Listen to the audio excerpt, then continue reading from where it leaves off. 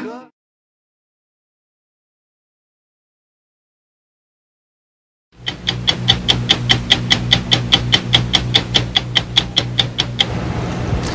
weeks ago on 60 Minutes, a leading Soviet dissident, Vladimir Vyssotsky, described the Soviet Union as one huge prison camp. Recently, it seems a new Soviet dissident pops up almost every day. And according to these dissidents, led by the Nobel Prize winner Andrei Sakharov, Russia is violating the Helsinki Accords by denying its citizens basic civil rights.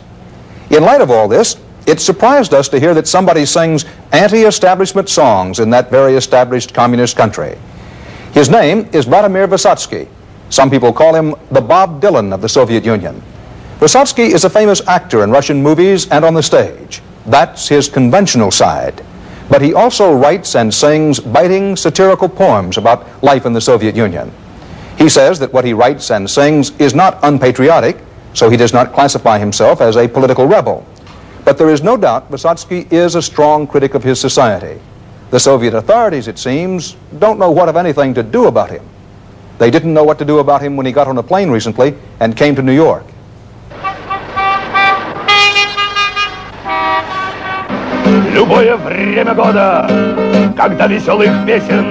One of his strongest statements is a song called "Я не люблю," things I don't like, such as, I don't like cold cynicism, I don't like strangers reading my mail, I hate tattletales and slanderers.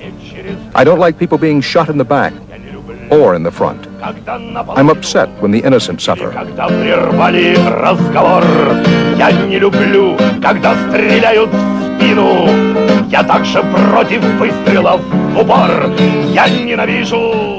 All of these things I do not like.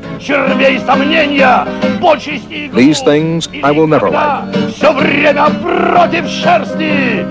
In a way, Wyssotsky plays a dangerous game, but he seems confident that he'll get away with it. He's not defiant, but he's also not submissive. Appearing on our program alone was a daring act.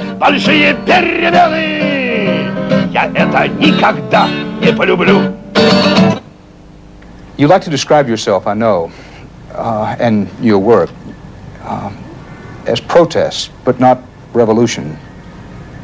Where is the line between a protest singer or poet and a revolutionary singer and poet? Well, let's put it this way. I've never defined my songs either as songs of protest or songs of revolution. But as to your question, well, probably you could just say the different types of songs are written in different times. In revolutionary times, people write revolutionary songs. And in normal, ordinary times, they write songs of protest, the kinds that are produced everywhere in the world. When people simply want things to be better than they are right now, when they want tomorrow to be better than today. Wyssotsky is 38 years old, and he's already done a stretch in a Soviet prison camp. That was in his youth. But now, as a movie actor, he has money and privileges few Russians have. All this gives him some traveling opportunities. But he says when he gives an official performance in the Soviet Union, he has to go through a certain degree of curtailment of what he wants to perform. There are people whose job is to regulate what I do, whether I can sing these songs or others. The same is true of my recording. I wrote 600 songs, but I recorded only 20 of them. And how do you know how far you can go and where you have to stop? I write what I think and what I want. But then starts the problem of performing what I have written. Because after all, I'm a performer, and I need an audience. And here the difficulties begin, since I don't have very many official performances. So, what I do is to perform for my friends. What are the principal themes running through your poetry? What I usually try to do is to deal with the problems of the individual first, in his everyday life, the problems which have affected the individual throughout history. I try to write against human vices and failings. And many of my poems are very critical in that sense, without question. We asked about songs about war and détente with the Soviet Union. Wyssotsky said he didn't deal with such subjects, but he did have a song about a submarine that was caught under a minefield, running out of air. That was his statement on war.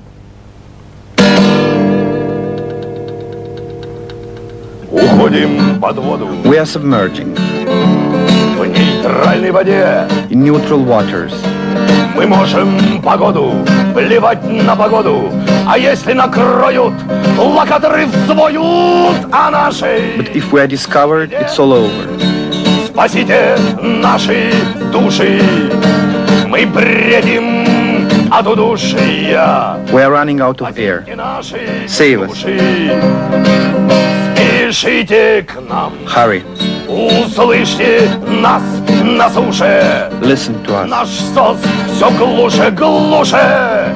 Our SOS grows fainter and fainter. Души напополам и рвутся. Our lungs are bursting, but we can't surface. Там слева по борту, там справа по борту, там прямо по ходу мешает проходу. We are blocked by mines. Смерть! Death. Спасите наши души! Мы бредим от удушья! Спасите наши души! Спешите к нам! Услышьте нас на суше! Наш СОС все глуше, глуше, и ужас режет души напополам. Please, please, save us. Души, спасите наши души, спасите наши души. What is the goal, besides entertaining? What is it that you seek to accomplish with your music? Безусловно, я хочу. I want the public to give some thought to what I am saying, Моя аудитория еще задумалась. and not just to relax and have a good time. Сидела, спокойно отдыхала. I want the public to feel a certain nervous tension. Напряжение в нервном. I want to impose my opinions and my art on the public. Хочу.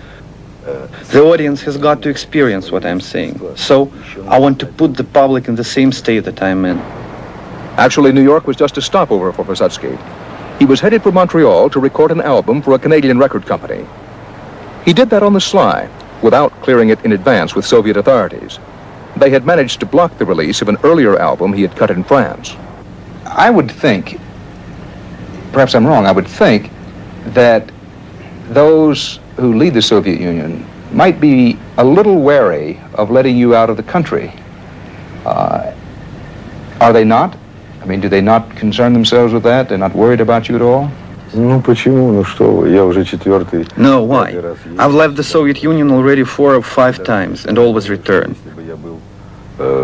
It's even funny, because I think if I was that kind of person that they were afraid of letting out of the country, we'd be having quite a different interview than we are having now.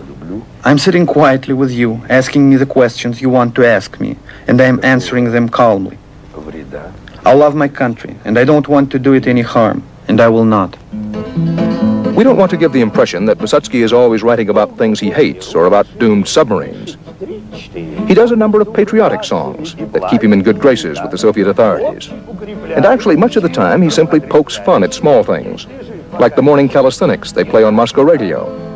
They'll sober you up in the morning, he says, if you're still alive, that is. Выполняйте правильно движения, прочь влияние извне, привыкайте к новизне, вдох глубокий до изне, мошенния. Очень вырос в целом мире грипповирус 3-4, ширится, растет заболевание. Если хилый, сразу гроб, сохранить здоровье, чтоб, применяйте люди об тирания. We have no way of knowing whether the Soviet authorities are getting more lenient toward their critics. But thousands are exiled in prison camps for expressing critical views, though some seem to get away with it.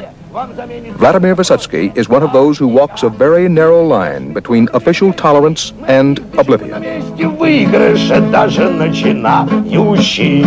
Красота среди бегущих, первых нет и отстающих. Бег на месте общепримиряющий.